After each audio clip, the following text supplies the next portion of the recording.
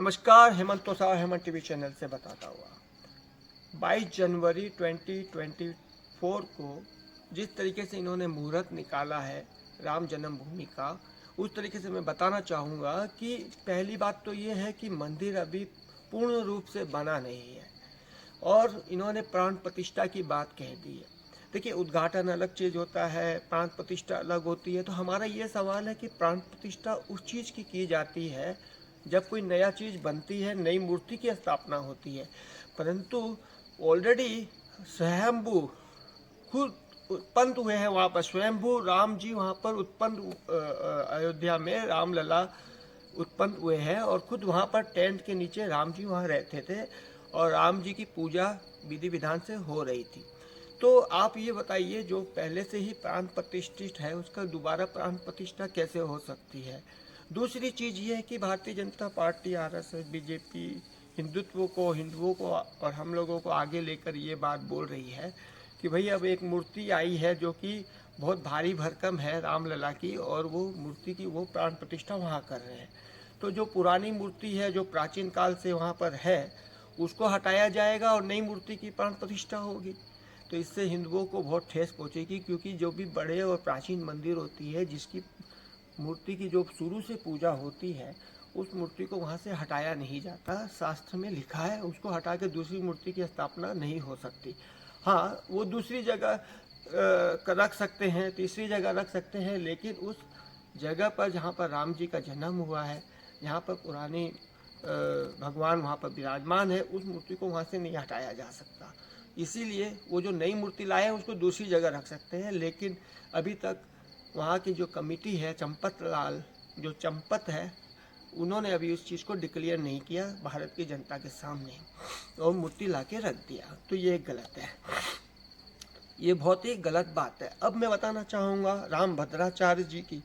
रामभद्राचार्य जी से जब सवाल किया एंकर ने कि शंकराचार्य जी का योगदान क्या है, तो उन्होंने स्पष्ट कर दिया कि शंकराचार्य जी का कोई योगदान नहीं है। देखिए, एक कितनी मूर्खता जैसी बातें कर रहा है रामभद्राचार्य जी, जिसमें जगत गुरु स्वरूपानंद जी शंकराचार्य जी, जो दो पीठ के शंकराचार्य जी थे, उन्हीं की वजह से जो है आज ये कोर्ट केस में केस लड़ा गया और जीता गया। रामभद्राचार्य जी बोलते हैं कि हम लोगों ने आंदोलन किया और 2 लाख लोगों ने बलिदान दिया। अरे भैया, आपके आंदोलन सड़क पर बैठकर ये नहीं जीता गया।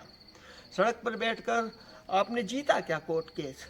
कोर्ट में लड़कर, कोर्ट को समझाकर, कोर्ट को सबूत देकर शंकराचार्य जी ने 400 कितने ही सबूत दिए हैं। जो पीएन मिश्रा और रंजना अग्निहोत्री थी, उन्होंने सबूत दिया था कि राम जी वहाँ विराजमान थे, जिसमें किशोर कुणाल भी थे, जिनकी बुक शंकराचार्य जी ने लिखाई थी और शंकराचार्य जी ने देखा और शंकराचार्य जी ने वो कोर्ट में पेश किया था। किशोर कुणाल भी थे। तो ये रामभद्राचार्य जी भूल गए क्या? उनका तो नाम ही नहीं था और शंकराचार्य जी का कोई योगदान नहीं है राम मंदिर में, ये स्पष्ट बोल रहे हैं। और शंकराचार्य जी का जो है, दो पीठ के शंकराचार्य जी का नाम तक नहीं ले रहे। तो ये जो गलत बातें हैं, ये जो गलत शब्दों का जो प्रयोग कर रहे हैं रामभद्राचार्य जी और झूठ पर झूठ परोस रहे हैं, ये बहुत ही गलत बात है। इससे इनकी इमेज बढ़ती नहीं है। इनका जो दिल है, जो वो इनका जो मन है, वो बहुत ही छोटा और बहुत सूक्ष्म है। जैसी बुद्धि है, समझ रहे हैं ना, भगवान ने उसको वैसा ही बनाया। तो ये बताना चाहूँगा कि रामभद्राचार्य जी ने बहुत ही गंदी और घिनौनी हरकत की, जो कि ये बात बोली। उनको पता होना चाहिए कि सनातन धर्म के जो धर्म गुरु होते हैं वो शंकराचार्य जी होते हैं। उनके जो आचार्य होते हैं शंकराचार्य जी होते हैं सनातन धर्म के। ये बात वो भूल गए। जो नकली शंकराचार्य वासुदेवानंद के का पैरों का पानी पीने वाले ये रामभद्राचार्य, नकली जो अपने आप को असली बताते हैं कि हम ज्योतिष पीठ के शंकराचार्य है वासुदेवानंद, तो बताना चाहूँगा कि शंकराचार्य और सन्यासी वही बन सकता है जो ब्राह्मण हो। ये शंकराचार्य थे नहीं वासुदेवानंद। कोर्ट ने उसको नकार दिया। कोर्ट ने ये कहा कि ये शंकराचार्य तो छोड़ो, ये सन्यासी भी नहीं है। अरे भाई, ये नौकरी करते थे, शादी कर लिए, विवाह कर लिया, फिर नौकरी करते थे गवर्नमेंट की और पेंशन लेते थे। बताइए, पेंशन तक लिया और विदेश यात्रा कर लिए। तो ये जो विदेश यात्रा करना, नौकरी करना और पेंशन लेना, शादी कर लेना, ऐसे लोगों जो है वो शंकराचार्य नहीं हो सकते, वो दलाल ही है और ऐसे नकली शंकराचार्य जो है ये ट्रस्ट के ट्रस्टी बन बैठे। तो सोचिए ये कहीं भी खा पी सकते हैं, उठ बैठ सकते हैं। तो ये वासुदेवानंद जो अपने आप को शंकराचार्य बोल रहा है ये एकदम झूठ और देश की जनता की आंखों में धूल झोंक रहा है। ये देश की जनता भी जानती है कि इसको लताड़ पड़ी थी सुप्रीम कोर्ट में, इनको डांटा गया था। ना ये छत्तर लगा सकता है, ना सिंहासन लगा सकता है और ना ही ये अपने आप को शंकराचार्य लिख सकता है। और ये सब गैर कानूनी काम धर्म की आड़ में कर रहा है, राजनीतिक की आड़ में, राजनीतिक का सहारा लेकर ये कर रहा है, जो कि देश की जनता अच्छे से जानती है, समझती है। तो रामभद्राचार्य को मैं बताना चाहूँगा कि भाई रामभद्राचार्य जी, आप अपनी भले आंखें ना खोल सके तो कम से कम दिमाग और बुद्धि और विवेक को खोल सकते हैं। आपको बताना चाहूँगा कि शंकराचार्य जी जो 2 पीठ के थे, उन्हीं की वो शुरू से 1950 से कांग्रेस के विरुद्ध 1950 में राम राज्य परिषद की स्थापना की थी। राम राज्य परिषद जो थी वो एक राजनीतिक पार्टी थी जो कांग्रेस के अगेंस्ट में लड़ा करती थी, कांग्रेस की गलत नीतियों का विरोध करती थी। विधायक और सांसद चुन के आए थे। कल्पात्री जी महाराज जी भी उस पार्टी का बहुत बड़ा अंग थे। कल्पात्री जी महाराज जी ने ही शंकराचार्य जी मतलब 2 पीठ के जगत गुरु स्वरूपानंद जी शंकराचार्य जी को प्रेसिडेंट बनाया था और वो कांग्रेस के विरुद्ध थी। धीरे धीरे कांग्रेस और राम राज्य परिषद का रिलेशन अच्छा हुआ। जब ये शंकराचार्य जी बने 1973 में जोशीमठ मैं बताना चाहूँगा कि राम राज्य परिषद की स्थापना कांग्रेस के विरुद्ध खड़े किए थे उन्होंने विधायक और सांसद। क्यों? बाद में रिलेशन जो है धीरे धीरे जो है कांग्रेस के जो एमपी है, एमएलए है, जो वहाँ के सीएम है, वहाँ के पीएम है, वो धीरे धीरे गुरु शंकराचार्य जी के पास आने लगे। जब इन्होंने शंकराचार्य बन गए थे 1973 में जोशीमठ के और 1982 में द्वारका के। तो जोशीमठ में जो इनके गुरु थे 2 पीठ के जो शंकराचार्य जी जगत गुरु स्वरूपानंद जी शंकराचार्य जी, उनका नाम था ब्रह्मानंद जी। ब्रह्मानंद जी जो थे उन्होंने इनको बनाया था, जिसमें शांतानंद वगैरह जो थे ये लोग जो है चाहते थे कि हम शंकराचार्य बने। और दूसरी तरफ जो है लाला जो थे, आपने महेश योगी का नाम सुना होगा, महर्षि यूनिवर्सिटी के नाम से आप जानते होंगे। तो इन्होंने शंकराचार्य के लिए प्रेशर किया, लेकिन जब इन्हें बताया गया कि आप शंकराचार्य नहीं बन सकते क्योंकि आप लाला है, ब्राह्मण होना जरूरी है, और ब्राह्मण के बाद ब्रह्मचारी और ब्रह्मचारी के बाद सन्यासी और सन्यासी के बाद परम ज्ञानी होने के बाद ही आप शंकराचार्य बन सकते हैं। तो इनमें ये क्वालिटी नहीं थी। और ये वासुदेवानंद तो बहुत नीचे श्रेणी का है। मैं बताना चाहूँगा कृष्ण बोधा आश्रम वाले भी जो थे, कृष्ण बोधा आश्रम जी भी जो थे, वो भी अपने आप को शंकराचार्य लिखने लगे, लेकिन सबने इसको नकार दिया। लेकिन ये ज़बरदस्ती हट करने लगे और जोशीमठ के जो मंदिर जो मठ था उस पर इन लोगों ने जबरन गुंडागर्दी करके कब्जा कर लिया था। धीरे धीरे वो कब्जा जो है वासुदेवानंद के हाथ में आ गया और अपने आप को जोशीमठ के शंकराचार्य बोलने लगे। कोर्ट ने उसको लताड़ा भयंकर तरीके से, जैसा कि मैंने अभी बताया आपको। उसके बावजूद भी अपने आप को शंकराचार्य बता रहे हैं, झूठ परोसा जा रहा है। अब मैं बताना चाहूँगा कि गुरुजी जो है 1949 में जब आपको याद होगा स्वयंभू जो वहाँ पर मूर्ति की स्थापना हो गई थी, तब से गुरुजी राम जन्मभूमि के लिए आवाज़ उठाते आए हैं। आपको याद होगा धीरे धीरे रूपानंद जी शंकराचार्य जी ने धीरे धीरे राम जन्मभूमि को मुद्दे को तेज किया। 1989 में इन्होंने पट खुलवाया था। अब ये बातें कोई बोल ही नहीं सकता। अब आरएसएस बीजेपी के जो लोग हैं वो इस बातों को छुपा रही है। 1989 में जब राजीव गांधी की सरकार थी कांग्रेस की, तो शंकराचार्य जी ने राजीव गांधी से कहा था कि रामलला जो यहाँ पर है बाबरी मस्जिद है उसका ताला खोला जाए।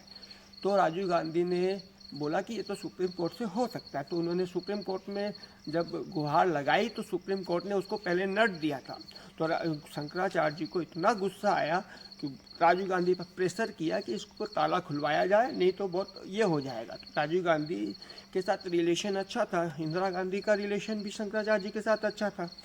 उस समय जितनी भी पार्टी के नेता थे वो सब शंकराचार्य जी के पास आते थे और आशीर्वाद लेते थे। तो लोगों ने कांग्रेसी बोलना स्टार्ट कर दिया, जो कि गलत और झूठ परोसा। फिर राजीव गांधी पर जब डांट पड़ी तो उन्होंने कहा कि कोर्ट का जज ऐसा बोल रहा है, तो शंकराचार्य जी ने, 2 पीठ के जो शंकराचार्य जी थे, उन्होंने कहा कि जज अगर ऐसा बोल रहा है तो उसका ट्रांसफ़र कर दो या उसको हटाओ। तब उसको 1989 में उसको हटा दिया गया। हटाकर दूसरे जज की स्थापना की गई, वहाँ पर बैठा और उस जज ने, सुप्रीम कोर्ट के जज ने ऑर्डर दिया कि भाई ये ताला खोला जाए।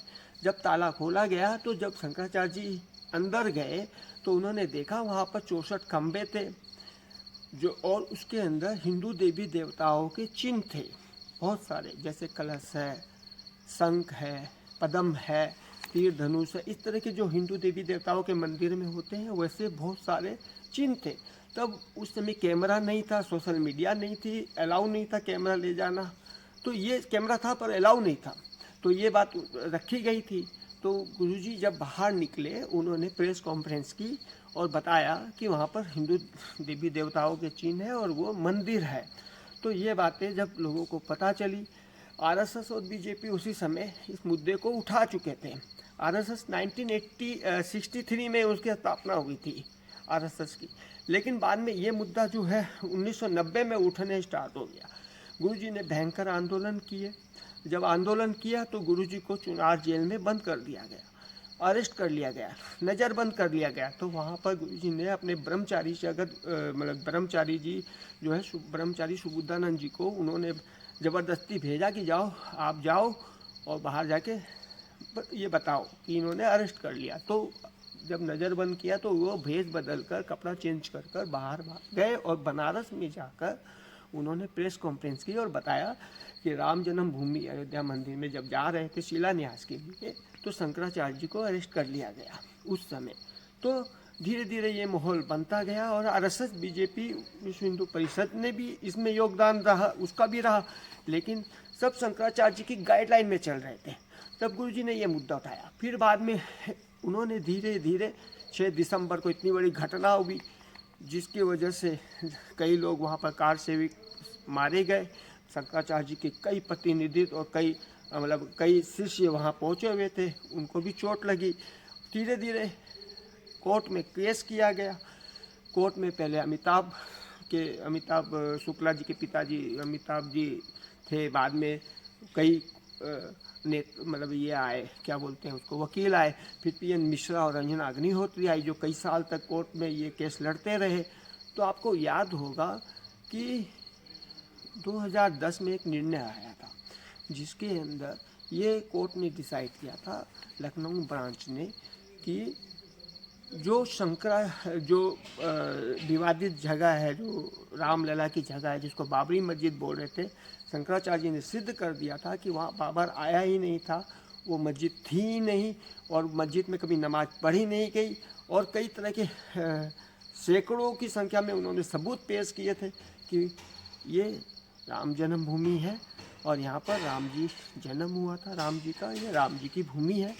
और ये सारे सबूत पेश करने के बाद वहाँ पर ये निर्णय लिया गया था 2010 में कि जन्मभूमि को 3 भागों में बांटा गया। एक निर्मोही अखाड़े को दिया गया, दूसरा रामलला को दिया गया था, तीसरा मुस्लिम समुदाय को दिया गया था। इसमें 24 पार्टी बनी थी। फिर बताना चाहूँगा 24 पार्टी में शिया और सुन्नी को मिलाकर 9 पार्टी थी, 9।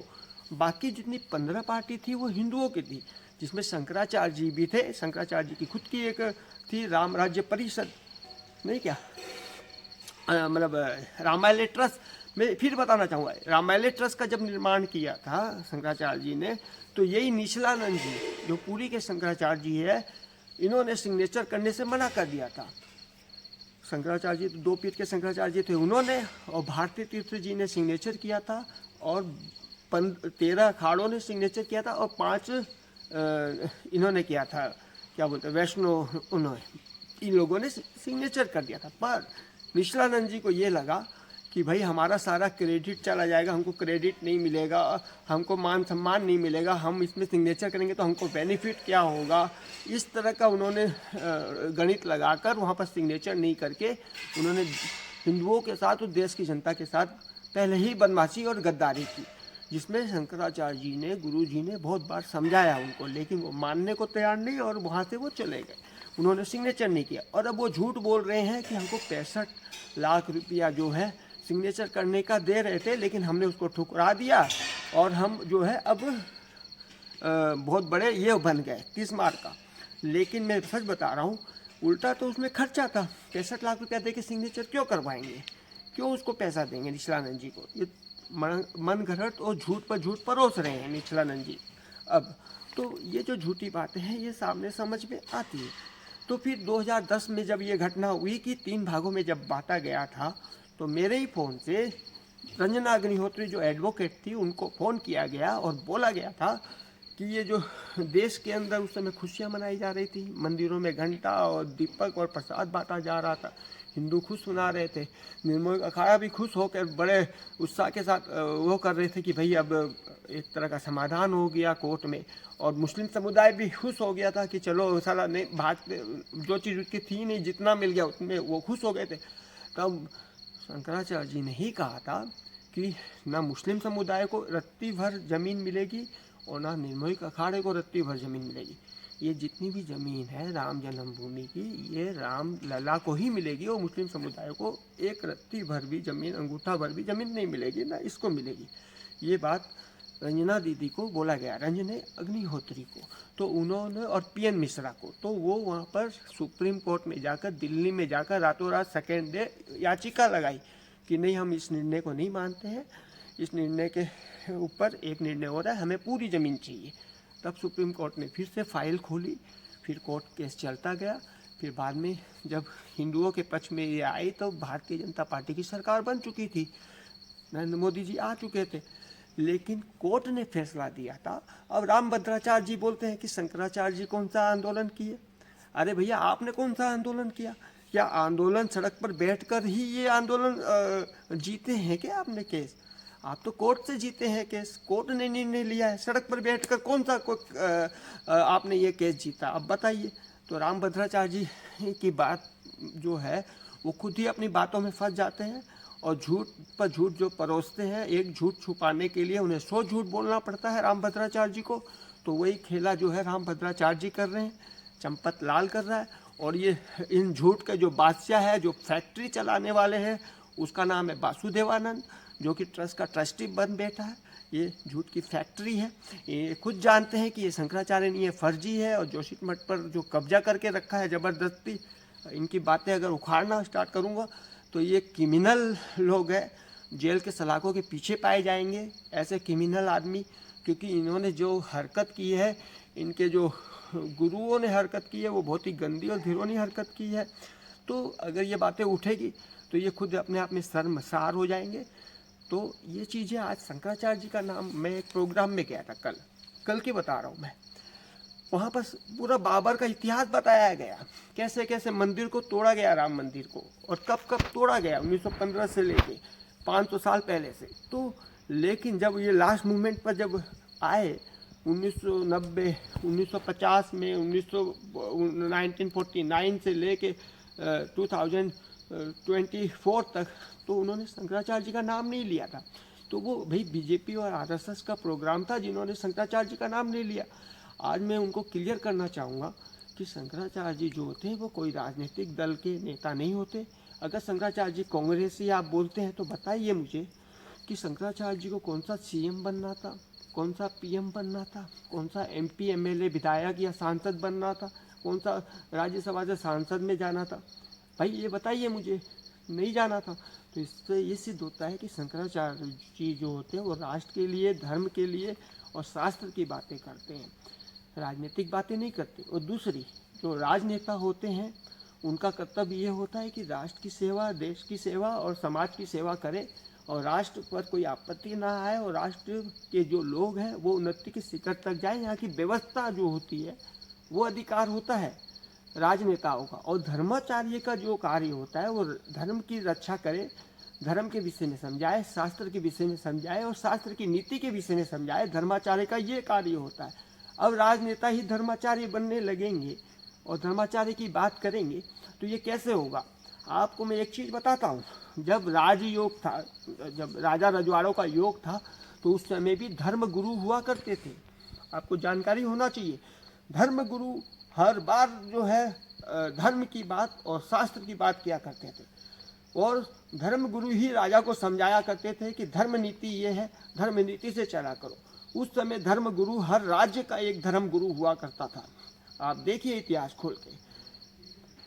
खोल के देख लीजिए, धर्म गुरु जो है राजा को समझाता था। लेकिन अब यहाँ उल्टा होने लगा कि जो राजनेता है वो अपने आप को ही धर्म गुरु मानने लगा, राजनेता ही अपने आप को राजनेता मानने लगा, और धर्म गुरुओं की जो है बात वो दबाने लगे, और धर्म गुरुओं को ही वो नकारने लगे।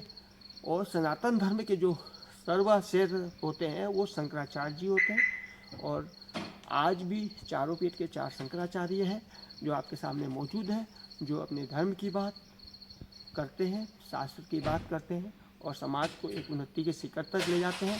ऐसा ना हो कि कोई गलत कार्य हो जाए जिसकी वजह से अनिष्ट हो जाए। इसी के साथ मैं हेमंत कोसावा, हेमंत टीवी चैनल से मैं चाहूँगा कि आप इसे शेयर करें, सब्सक्राइब करें और लाइक करें। धन्यवाद।